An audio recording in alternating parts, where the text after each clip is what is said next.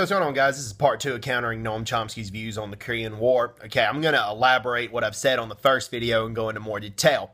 Okay, all right, when the Soviets got to Korea, they went from the Soviet Union down to Manchuria, and they got to Korea. Koreans were isolated from the rest of the world because they were under Japanese occupation. They had no idea the Soviet Union and communism were, what they were. So they welcomed the Soviets as liberators, gave them the whole country. The Americans stopped the Soviets at the 38th parallel. There's a lot more to that story than that, okay? As I've said before, the U.S. fought most of the major battles in the Pacific theater of World War II. The U.S. had been fighting the Japanese for 4 years, the Soviet Union only around 3 months and 3 days. And the U.S. had to promise the Soviet Union the Sakhalin and the Kuril Islands to get the Soviets to help them. Okay, I've said that before, but I'm going to elaborate on more of that story, okay? During that time, when the U.S. stopped the Soviets at the 38th parallel, okay, around that time, the defense budgets were being cut from $82 billion to $13 billion. And Secretary of Defense at the time, Lewis Johnson, was behind a lot of that. U.S. Secretary of Defense, Lewis Johnson. So the Americans did not have the forces capable around that time to stop a complete Soviet army from taking over the entire Korean Peninsula.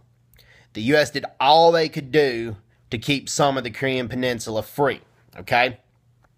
Also, the Soviets were bound and determined to appoint Kim Il-sung as the leader of North Korea, or the leader of... They would have appointed him the leader of the entire peninsula had the entire peninsula been under Soviet control. Let me explain this. Okay, Kim Il-sung was trained at the Karbask Infantry Officer School in Russia. Okay, he was an honorary Soviet officer. As I've said before, his Russian language skills at the time were better than his Korean language skills. He was the Soviets' front man for all this. And I mentioned in the previous video how horrible the Soviet atrocities were when the Soviets occupied North Korea. And they did a lot of the same things in China, too. When they got to China, they raped a lot of women and they pillaged a lot of villages. They burned down a lot of villages. The Soviet soldiers did. So, we need to note that. The Americans did all they could do at that time.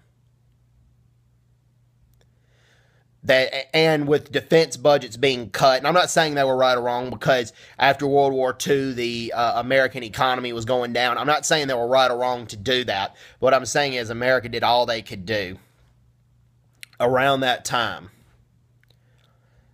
So, and Chomsky does not go into details behind the Americans stopping the Soviets at the 38th parallel.